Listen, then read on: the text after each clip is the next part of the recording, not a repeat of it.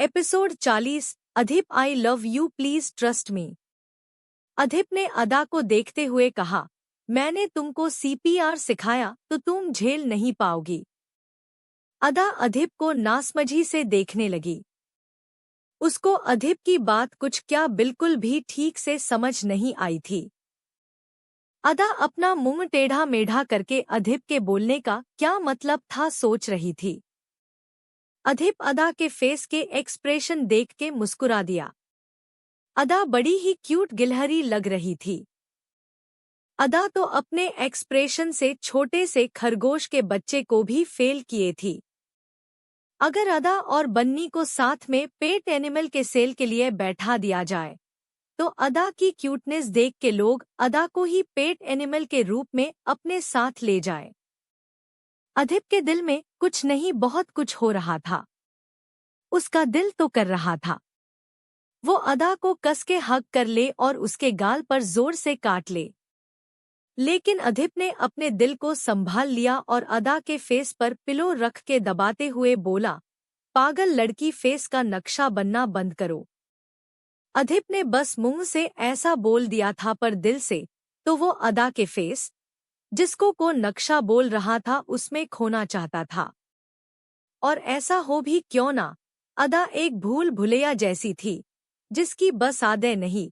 उसकी लाइफ भी एक भूल भुलैया थी जिसमें अगर कोई एक बार घुस गया तो उसका बाहर निकलना बहुत मुश्किल था और अधिप भी नहीं जानता था अदा की लाइफ के जरिए वो अभी किस भूल भुलैया में फंसने वाला था। अधिप ने अदा के फेस को पिलो से दबाया तो अदा मचल पड़ी और अपने फेस से पिलो हटा के लंबी सांस भर के अधिप को देखने लगी। अधिप भी अदा को देख के बोला, उलझन सी महसूस हुई ना? अदा ने बच्चों सा मुंह बना लिया। अधिप ने अदा को पकड़ के अपने बाहों में समेट लिया और बोला, जब तुम मुझे परेशान करती हो, हद से आगे मेरे करीब आने को कोशिश करती हो, तो मुझे भी ऐसा ही कुछ महसूस होता है। अजीब सी उलझन। अदा अपने बाल खुजलाने लगी। मैथ के सवाल जैसे अदा के सिर के ऊपर से सब निकल गया। वो अधिप की बेचैनी, उसकी फीलिंग्स, उसकी केयर, उसका अनदेखा प्यार सब समझने के लिए अभी दिमाग से बहुत छोटी थी। अगर उसका दिमाग नॉर्मल लोगों जैसा होता तो अधिप का प्यार देख के वो अपना दिल निकाल के उसके हाथ में दे देती। पर पता नहीं कभी वो दिन आएगा भी कि नहीं। अदा नॉर्मल होने के बाद अधिप के साथ रहेगी या फिर अपनी उसी दुनिया में लौट जाएगी जहां उसको ऐसा बनाया गया। अदा अधिप को देख रही थी कि अधिप ने अदा का सिर अपने सीने पर रख लिया और बोला, प्लीज अब सो जाओ। इससे ज्यादा ना मैं तुम्हारी शैतानी झेल सकता हूँ, ना अपनी बेचैनी। अदा को फिर कुछ समझ नहीं आया और वो अधिप की शर्टलेस बॉडी पर उंगली घुमाते हुए बोली, पर मुझे नींद नहीं आ रही। चलो ना कुछ खेलते हैं। अधिप ने अपनी आंखें एक सेकंड को बंद की और अदा का हाथ पकड़ के बोला, किस केमिकल की बनी हो, इतनी ड्रिंक करने के बाद भी तुमको नींद नहीं आ रही? अदा ने सिर उठा के अधिप को देखा, फिर अपनी बतीशी दिखाते हुए बोली, चलो केमिकल केमिकल खेलते हैं। मैंने आपकी लैब में इंजेक्शन देखा था, मैं आपको इंजेक्शन लगाऊं? अदा ये सब बड़ी ही मासूमियत से बोला था। पर अधिप ने अपनी आंखें छोटी कर ली और बोला, वो इंजेक्शन तुम्हारे लिए ही है, बस कुछ टाइम रुक जाओ, अच्छे से लगाऊंगा तुमको। अदा ने अपने होठों का पाउट बना लिया और बोली, नहीं मुझे उई उई होगी, मैं वो इंजेक्शन आपको लगाऊंगी। अधिप आईब्रो सिकोड़ते हुए बोला, अच्छा तुमको इंजेक्शन पकड़ना भी आता है? अदा एटीट्यूड के साथ क्यूटनेस से बोली, हाँ मैंने टीवी में देखा है। बोल के अदा हाथों से एक्शन करके आगे बोली, इतना बड़ा इंजेक्शन होता है, उसमें कोई छोटी सी शीशी से दवा भर के ऐसे मरीज के हाथ में घुसा देते हैं। बोलते हुए अदा ने अपने नाखून अधिप के हाथ में घुसा दिए। अधिप के मुंह से आह निकल गई। वो फिर अदा को घूर के देखने लगा। अदा मुस्कुरा के बोली, वो मरीज भी ऐसे ही चीखा था। अधिप ने अदा के दोनों गाल पकड़े और उसका फेस इधर उधर करते हुए बोला, तुम जब सुबह उठोगी ना तो तुम्हारे मुंह से इससे ज्यादा चीखें निकलेंगी। बस एक बार तुम सो जाओ, कल तुम तीनों की चीखें इस घर में गूंजेगी। खासकर तुम्हारी, तुमने बहुत मारा है बेटा। अगर तुम अपनी मेमोरी ना भूली होती तो मेरे ऊपर नहीं, ऊपर जो फैन है ना, उस पर बैठी गोल गोल घूम रही होती। अदा ने अपना सिर उठा के ऊपर फैन को देखा और बच्चों सा मुंह बना के बोली, इसमें तो 3 पंख है, मैं अकेले बोर हो जाऊंगी। एक काम करते हैं, वो दूर वाले में आप बैठ जाना और वो 2 जो पास पास है उसमें मैं और क्यूट तनय बैठ जाएंगे और बीच में वो गोल गोल है ना, उसमें पानी पूरी की प्लेट रख के पानी पूरी खाएंगे, बड़ा मजा आएगा। अधिप ने घूर के अदा को देखा, लेकिन क्या फायदा था, अधिप की बोली हर बात अदा उसके ऊपर ही घुमा के देने वाली थी।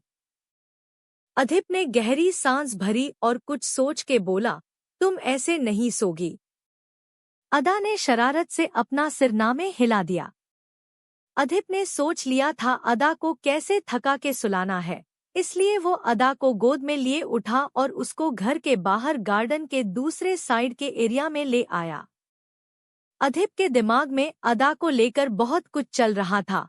अदा ने आज इतनी ड्रिंक की, अगर उसकी जगह कोई नॉर्मल लड़की होती तो अभी तक उल्टियां कर करके बेहोश हो चुकी होती। पर अदा के ऊपर बस नशा चढ़ा, उसकी बॉडी पर कोई असर नहीं हुआ। क्या अदा के अंदर इतना केमिकल डाला गया है कि अदा की बॉडी अदर किसी केमिकल पर अब रिएक्ट करना भूल चुकी है? किसने ऐसा किया होगा और क्यों? क्या वजह हो सकती है? अदा में अभी इतना कुछ ऐसा है जो अधिप को अभी तक पता नहीं चला।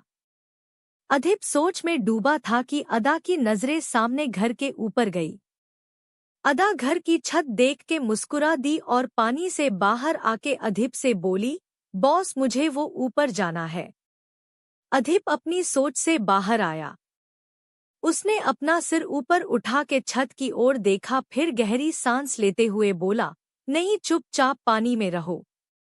अदा पानी में हाथ मारते हुए बोली, नहीं, मुझे जाना है, मुझे जाना है। अधिप ने अपना सिरनामे झटका और अदा का हाथ पकड़ के पानी से बाहर निकालते हुए बोला, चलो आज तुम्हारी रात है, कर लो जितनी शैतानी करनी हो, कल सुबह मेरी होगी। अदा फिर कुछ नहीं समझी और उछलते हुए अधिप के साथ छत पर जाने के लिए चली गई। कुछ ही देर में अदा छत की रेलिंग से टेक लेकर हाथ फैलाए खड़ी ठंडी हवा के मजे ले रही थी। चांद की रोशनी में अदा किसी चकोर जैसी लग रही थी। गीले घुंघराले बाल जिनसे अभी तक पानी टपक रहा था, फेस पर एक अलग सी चमक और कुछ मोती जैसी टिमटिमाती पानी की बूंदें। हवा में छोटे छोटे उड़ते हुए बाल, उफ क्या नजारा था। अधिप तो अदा से कुछ दूर खड़ा बस उसकी इस फुर्सत से तरासी गई खूबसूरती का दीदार कर रहा था। ऊपर वाले ने अदा को बस फुर्सत से नहीं, सालों की छुट्टी लेकर आराम से बनाया होगा।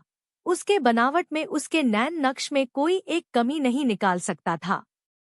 सब किसी हीरे के जैसे तरास के बनाया गया था और अदा एक परफेक्ट हीरा थी। पर अब बस अधिप अदा को देखते हुए अपने आप ही उसी तरफ बढ़ गया। आखिर था तो वो भी इंसान, कब तक बस दूर से ही दीदार करता। वो अदा को फील करना चाहता था। अधिप अदा की पास आया और उसको पीछे से अपनी बाहों में भर लिया। अचानक से अदा को ऐसा लगा उसको किसी ने पिंजड़े में बंद कर दिया। वो फड़फड़ाने लगी। अधिप झुक के धीरे से अदा कान में बोला, शू। अदा को कान में गुदगुदी सी हुई तो वो खिलखिला के हंस दी। अधिप भी मुस्कुरा दिया, पर ऐसे पीछे से हग करने पर अधिप को गुड़ वाली फीलिंग नहीं आ रही थी। अदा उसके सीने तक ही आती थी और वो अदा को ठीक से हग ही नहीं कर पा रहा था। अधिप ने अदा को अपने साइड घुमाया और उसको उठ के रेलिंग पर बैठा दिया। अदा सिर घुमा के नीचे देखने लगी तो उसकी सब छोटा छोटा दिखाई दिया। वो लोग काफी हाइट पर थे। अधिप का बंगला बहुत बड़ा और उसका टेरेस बहुत ऊंचाई पर था। अदा नीचे देख के खुश हो रही थी कि अधिप ने उसका सिर अपनी तरफ घुमाया और उसको टाइट हग कर लिया। इस बार अदा अधिप के बराबर पर थी। अदा का सिर अधिप के सिर के बराबर था। अधिप के टाइट हग से अदा ने मुंह बना लिया और नजरें तिरछी करके अधिप को देखते हुए बोली, उई उई हो रही है, छोड़ो। अधिप ने अपनी पकड़ कुछ ढीली कर दी, लेकिन अदा को छोड़ा नहीं। अदा को नीचे देखना था, लेकिन अधिप की वजह से वो अपना सिर नहीं घुमा पा रही थी। अधिप ने अपना सिर अदा के शोल्डर पर रखा हुआ था। अदा ने थोड़ी देर तो कोशिश, पर वो अपना सिर घुमा के नीचे नहीं देख पाई तो कुनमुनाते हुए बोली, मुझे ऐसे नहीं बैठना, छोड़ो मुझे, मुझे नीचे देखना है। अधिप ने फिर अदा को टाइट हग कर लिया और बोला, चुपचाप बैठी रहो। अदा नाक सिकोड़ते हुए बोली, पर क्यों? मुझे नहीं बैठना, आप दूर हटो। बोलते हुए अदा ने अधिप को पुश करने की कोशिश की, तो अधिप ने अदा का हाथ पकड़ के अपने हाथ में फंसा लिया। अदा मुंह बना के अधिप की बड़ी बड़ी उंगलियों में अपनी इतू इतू सी उंगलियां, जो ठीक से दिख नहीं रही थी, उनको देखने लगी। अधिप के आगे अदा कितनी छोटी थी कि अधिप अदा का हाथ अपनी मुट्ठी में आराम से बंद कर सकता था। अदा का हाथ बस अधिप की हथेली तक ही आता था। अदा ने फिर गंदा सा मुंह बना लिया और बोली, छोड़ो ना, मुझे जाने दो, हम यहाँ क्यों बैठे हैं। अधिप जो आराम से सुकून में अदा के शोल्डर पर सिर रखे आंखें बंद करके खड़ा था, वो अदा के बार बार सवाल करने पर इरिटेट होकर अदा को और कस के हग करते हुए बोला, क्योंकि अब मेरा मन है तुमको हग करने का। अदा ने अजीब सा मुंह बना लिया और बोली, पर मेरा मन नहीं है। अधिप ने दूसरा हाथ अदा के बालों में डाल लिया और अपना सिर अदा की नेक की तरफ घुमाते हुए बोला, तुम्हारे मन के हिसाब से कुछ नहीं होगा, भूलो मत, तुम मेरी सब्जेक्ट हो और मैं तुम्हारा बॉस, तुमको मेरे हर ऑर्डर को फॉलो करना होगा। अदा ने बेचारों सा मुंह बना लिया। अधिप उसका बॉस है, उसको अधिप की हर बात माननी ही होगी, सोचते हुए अदा फिर कुछ नहीं बोली। अधिप की ये लाइन रामबाण थी, जिससे वो अदा पर कभी भी कंट्रोल पा सकता था। पता नहीं अदा ने अधिप की इस बात का क्या मतलब समझा था, लेकिन अधिप का ये बोलना कि वो उसकी सब्जेक्ट है और अधिप उसका बॉस, तो अदा अपने आप ही शांत पड़ जाती थी। और फिर अधिप ने अगर पानी को कलर बोला, तो अदा भी पानी को कलर ही बोलती थी। ये बॉस और सब्जेक्ट का रिश्ता था या दिल का, पता नहीं, पर अधिप ने अदा को दिल से अपना लिया था। बस अदा के समझदार होने की देरी थी, फिर शायद वो भी अधिप को अपना ले। जो अधिप के दिल में फीलिंग्स है उसको महसूस कर सके, क्योंकि अभी बस अधिप ही अदा को फील कर सकता था। अदा को तो फीलिंग्स का फतक नहीं पता था, वो महसूस क्या करती। अधिप सुकून में खड़ा था, उसके दिल दिमाग हर जगह बस सुकून था, एक प्यार भरा सुकून। ये गुड वाली फीलिंग वर्ड वेस्ट फीलिंग थी। इस गुड वाली फीलिंग को दूसरी किसी फीलिंग से कंपेयर नहीं किया जा सकता। पर अधिप को किसी से सुकून में देखा नहीं गया। अदा शांत हुई तो उसका फोन बज पड़ा। अधिप ने 2 बार तो कॉल इग्नोर कर दिया, लेकिन तीसरी बार में अदा ही बोल पड़ी, बॉस आपका फोन बज रहा है। अधिप ने बेमन अपना सिर अदा के कंधे से उठाया और अपनी आंखें खोल ली। अदा अधिप को देखने लगी। अधिप की आंखों में नींद थी। शायद अधिप खड़े खड़े ही अदा के शोल्डर पर सिर रखे नींद के आगोश में चला गया था। अधिप भी अदा को देख रहा था कि उसका एक बार फिर फोन बजा। अधिप ने इरिटेट होकर फोन अपनी लोवर से निकाला और बिना देखे कॉल पिक की और गुस्से में हेलो बोला कि दूसरे साइड ही बात सुन के अधिप की आईब्रो तन गई। अधिप अदा से कुछ दूर हुआ और सीरियस टोन में फोन में बोला, तुमने अच्छे से पता किया ना। अधिप अदा से दूर हुआ, तो अदा को फिर शरारत सूझी। अदा ने नीचे झांक के देखा तो उसको हरा गार्डन और चमकता हुआ स्विमिंग पूल का पानी दिखाई दिया। अदा बैठी सिर घुमा के नीचे देख रही थी कि उसके दिमाग में कुछ आया और वो जिस रेलिंग पर बैठी थी उसी के ऊपर खड़ी हो गई। अधिप की पीठ अदा के साइड थी तो अधिप उसको देख ही नहीं पाया। अदा ये दिमाग में किसी मूवी का सीन चल रहा था। उसने अपने हाथ हवा में फैलाए और अधिप की तरफ देख के चिल्लाते हुए बोली, Adhip I love you please trust me. Adhip के कानों में जब आई लव यू पड़ा तो अधिप के दिल में अजीब सी हलचल हुई, उसके फेस पर एक मुस्कान आ गई। उसने तुरंत घूम के अदा को देखा तो उसकी मुस्कान चुटकी बजाते ही हवा हो गई और मुस्कान की जगह डर ने ले ली। वो अदा को रोकता या कुछ कर पाता उससे पहले अदा मुस्कुराते हुए हवा में नीचे की तरफ गिर गई। अधिप की सांस रुक गई। वो रेलिंग के तरफ अदा को पकड़ने के लिए चिल्लाते हुए भागा, अदा। पर अदा हवा में नीचे गिर चुकी थी। अधिप रेलिंग के पास आके अपना हाथ बढ़ाए अदा को नीचे गिरते हैरानी से देख रहा था। अदा को गिरता देख अधिप सदमे के जा चुका था, उसकी आंखों में पानी भर गया था। Episode 41 second experiment. अदा अधिप को देख के मुस्कुराते हुए नीचे गिर गई। ये अदा के लिए मूवी में देखे सीन जैसा था। पर अधिप का दिल, उसकी सांसें सब रुक गई थी। वो शॉक में अदा को नीचे गिरते हुए देख रहा था। डर से उसकी आंखों में पानी आ गया था। वो सदमे में था कि वो क्या करे। वो कैसे भी करके अब अदा को नहीं बचा सकता था। अदा इतनी ऊपर से गिरी थी कि उसका बचना नामुमकिन था। अधिप सदमे में था। वही चीफ ऊपर काफी ऊंची हाइट पर उड़ती ड्रोन चिड़िया से अदा को नीचे कूदते देख खुशी से बोला, यस यस यस, तुम मेरे सेकेंड एक्सपेरिमेंट में भी पास हो गई। अब बस थर्ड एक्सपेरिमेंट के लिए तुम्हारा खून चाहिए मुझे। मैं आ रहा हूँ बहुत जल्द तुम्हारे पास।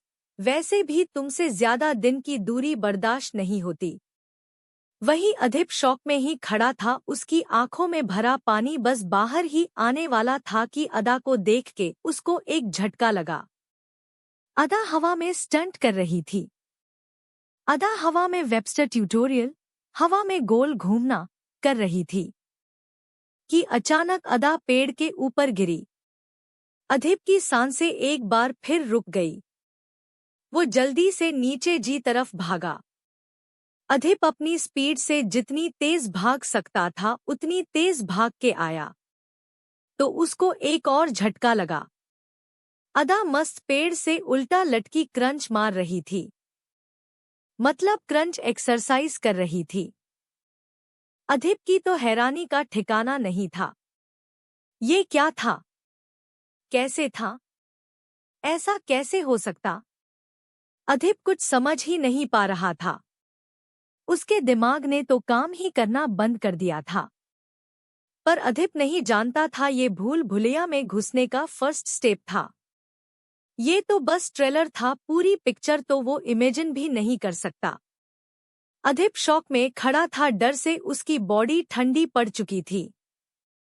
वो अपने सामने पेड़ से उल्टी लटकी लड़की को समझ ही नहीं पा रहा था।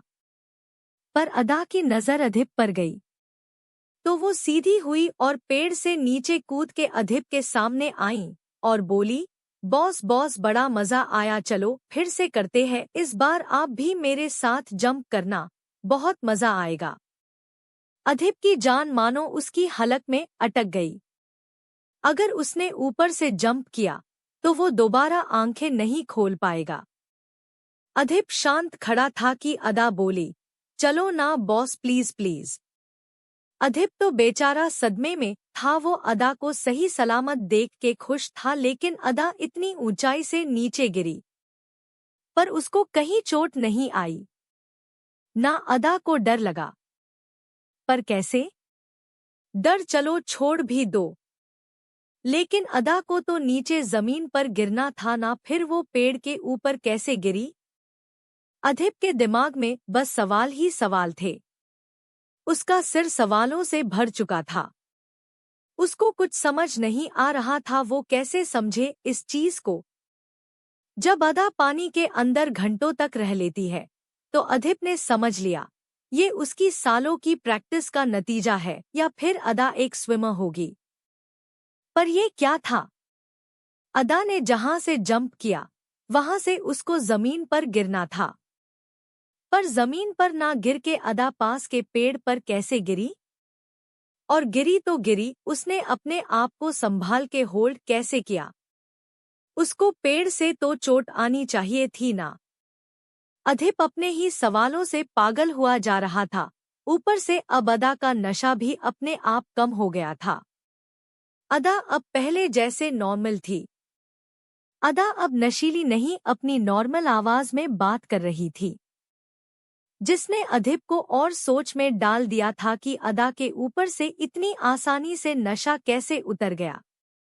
अधिप खड़ा था कि अदा अपनी मीठी सी आवाज में बोली, boss please one more time. आपको नहीं जाना तो मैं जाऊं क्या? अधिप को अदा की बात सुनाई ही नहीं दी। वो अपनी गहरी सोच के डूब सा गया था। लेकिन अदा को अधिप की चुप्पी का मतलब हाँ लगा। अदा ने अधिप को वही छोड़ा और खुद फिर ऊपर के लिए चली गई। अधिप अपनी सवालों की दुनिया में इस कदर डूबा था कि अदा चली भी गई, उसको होश ही नहीं था। अदा फिर वही रेलिंग पर आके खड़ी हो गई और चिल्लाते हुए बोली, Adhip I love you please trust me. Ada के चिल्लाने की आवाज अधिप के कानों में पड़ी तो वो हड़बड़ा के अपनी सोच के बाहर आया और अपने सामने अदा को ना देख के उसकी धड़कनें एक बार फिर डर से तेज चलने लगी। अधिप ने तुरंत सिर उठा के ऊपर देखा तो अदा फिर हवा में नीचे आ रही थी। अधिप का दिल मानो धड़कना ही भूल गया। एक बार तो अदा किस्मत से बच गई थी। इस बार क्या होगा?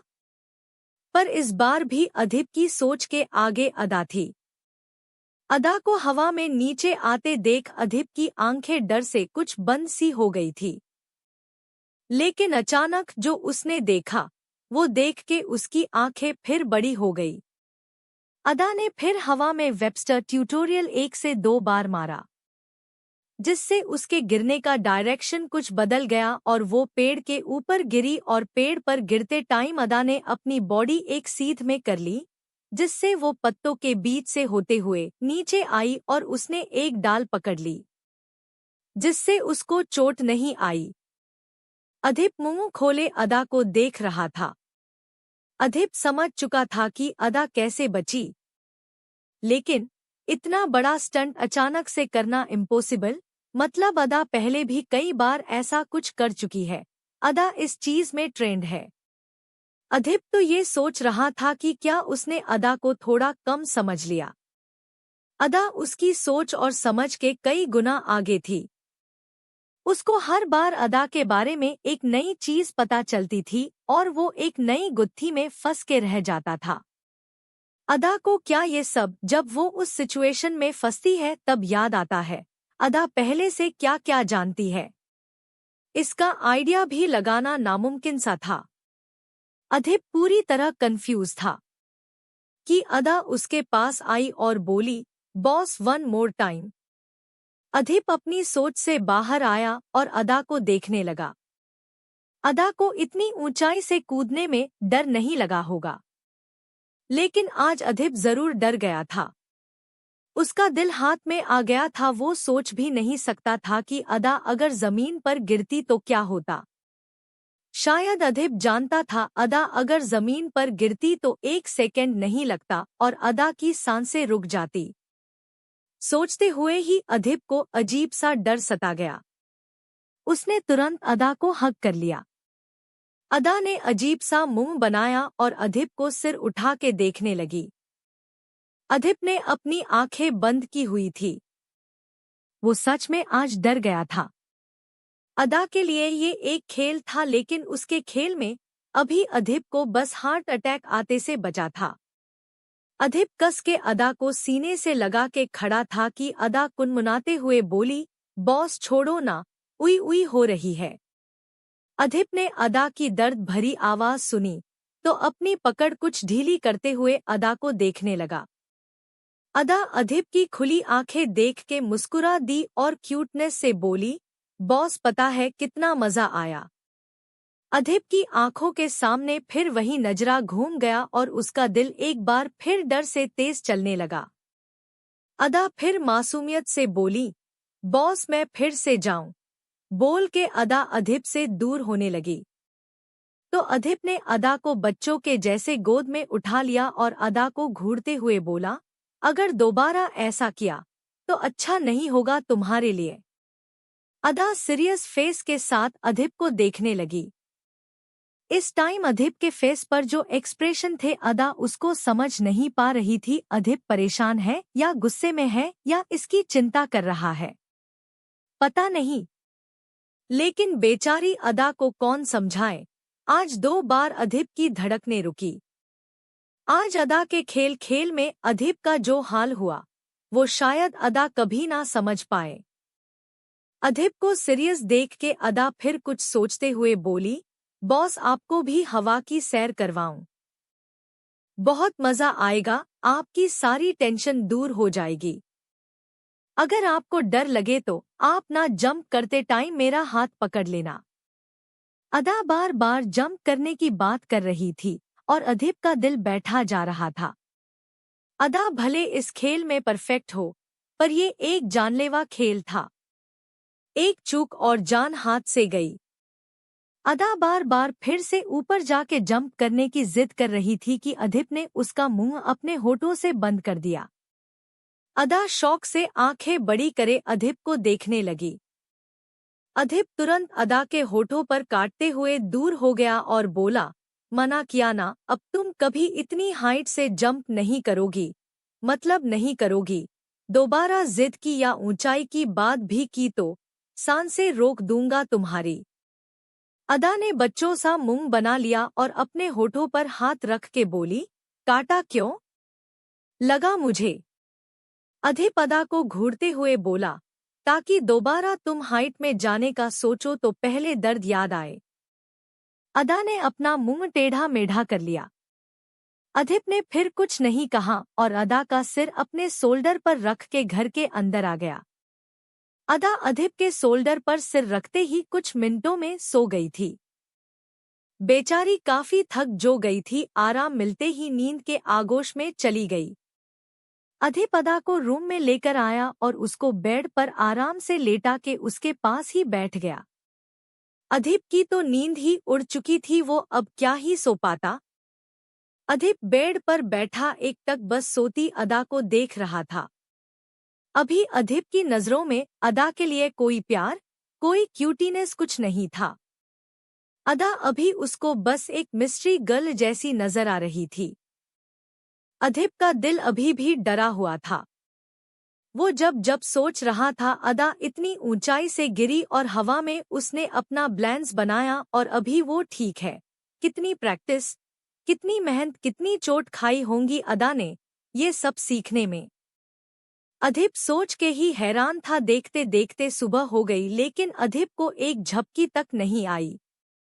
अधिप अपनी सोच की दुनिया से तब बाहर आया जब अदा सो के उठी और अधिप को बैठा देख बोली, क्या हुआ बॉस? अधिप अपने सेंस में आया और अदा को देख के अपना सिरना में हिलाया और उठ के चला गया। अदा को तो वैसे ही समझ नहीं थी, तो उसके दिमाग में तो वैसे ही कुछ नहीं चलना था। वो भी उठी और सीधा रूम से बाहर आ गई। उसको तनय को देखना था। अदा को याद था तनय कल उदास था और उसने तनय को ठीक करने के लिए पानी पूरी खिलाई थी। अदा सबसे पहले तनय को देखना चाहती थी। अदा तनय के रूम की तरफ जा रही थी कि उसकी नज़र हॉल में गई जहां जन्य और तनय दोनों एक दूसरे से चिपके जमीन पर ही सो रहे थे। तनय ने जन्य को पिलो समझ के अपने आप से चिपकाया हुआ था। अब वो तो तनय ही जानता था उसने जन्य को नींद में पिलो समझा था कि इला। अदा दोनों के पास आई और बैठ के दोनों को देखने लगी। अदा ने फिर दोनों के शोल्डर को हिलाते हुए कहा, क्यूट तनय, जन्य ब्रो उठो ना। तनय तो घोर नींद में था, वो तो हिला तक नहीं, लेकिन जन्य अदा की आवाज सुन के अपनी आंखें मसल के ओपन करते हुए बोला, बच्ची क्या हुआ? अदा मुस्कुरा दी और बोली, जन्य ब्रो आप यहाँ जमीन पर क्यों सो रहे हो? जन्य ने अपनी आंखें थोड़ी सिकोड़ ली, फिर जैसे उसकी नजर अपने आप पर गई तो उसने अपनी आंखें बड़ी कर ली और तनय का हाथ अपने ऊपर के हटा के झटक दिया। तनय ने नींद में फिर जन्य पर हाथ रख लिया और उसको अपनी तरफ खींचने लगा कि जन्य ने तनय को एक लात जोर से दे मारी। तनय चीख पड़ा और अपनी आंखें थोड़ी सी खोल के बोला, भगवान से डर, सोते हुए में मार रहा है, पाप का भागीदार होगा। जन्य तनय को घूरते हुए बोला, तेरी हरकतें झेलने से अच्छा है पाप का भागीदार हो जाऊं। तनय ने घूर के जन्य को देखा, फिर उसका ध्यान इस बात पर गया कि दोनों कितनी पास पास लेटे हैं, तो तनय झट से दूर हो गया और बोला, दुष्ट, नींद में मेरे करीब आते तुझे शर्म नहीं आती? जन्य उठा और तनय को घूरते हुए बोला, शर्म डॉट, तू रुक जरा, बोल के जन्य तनय के ऊपर आया और उसकी शर्ट का कॉलर पड़ के उसके मुंह पर धीरे से पंच मारते हुए बोला, तूने कल घर के अंदर ड्रिंक मंगवाई, खुद तो नशा किया, बच्ची को भी नशा करने को दिया। तनय को कुछ याद नहीं था, वो नशे में सब भूल चुका था, इसलिए कंफ्यूज होते हुए बोला, सुबह सुबह कौन सा भूत सवार हो गया तेरे ऊपर? जन्य सीरियस टोन में बोला, भूत तो अभी वो खुर्राट आके उतारेगा हम दोनों के। जन्य को ड्रिंक करने से पहले का सब कुछ याद था और जन्य ये भी जानता था कि अदा ने भी ड्रिंक की थी तो पक्का अधिप उन दोनों को धो देगा। तभी अधिप भी नीचे आया। जन्य अधिप को देख के तनय के ऊपर से हट गया और बोला, वो कल। जन्य इतना ही बोला था कि अधिप सीरियस फेस के साथ अदा के पास आया और उसका हाथ पकड़ के खड़ा करके उसको अपने साथ ले जाते हुए बोला, अदा के लिए ओट्स मेरी लैब में ही भिजवा देना। बोल के अधिप अदा का हाथ पकड़े अपनी लैब में ले गया। अदा भी कंफ्यूजन में उसके पीछे चल रही थी। जन्य और तनय भी अधिप को थोड़ा शॉक होकर देख रहे थे। तनय उठ के खड़ा हुआ और जन्य से बोला, ये इतना सीरियस क्यों लग रहा है, कुछ हुआ है क्या? जन्य भी अधिप के फेस पर एक अलग सी सीरियसनेस महसूस कर चुका था। जन्य ने भी सीरियस टोन में कहा, पता नहीं, मैं देखता हूँ, तू बस घर पर रहना। तनय अजीब सा मुंह बना के बोला, तुम ऐसे क्यों बोल रहे हो मुझे? मैं क्या आवारा जैसे घूमता हूँ? जन्य, तुम कैसे घूमते हो बहुत अच्छे से पता है मुझे, अभी बस तुम्हारी सेफ्टी के लिए बोल रहा हूँ। तनय एटीट्यूड के साथ बोला, किसी में इतना दम जो मुझे मार सके? जन्य ने तुरंत तनय के सिर पर बंधी पट्टी को देखा और बोला, हम दिख रहा है। तनय ने क्यूट सा मुंह बना लिया तो जन्य वहां से जाते हुए बोला, मैं देखता हूँ क्या हुआ है। बोल के जन्य भी वहां से चला गया।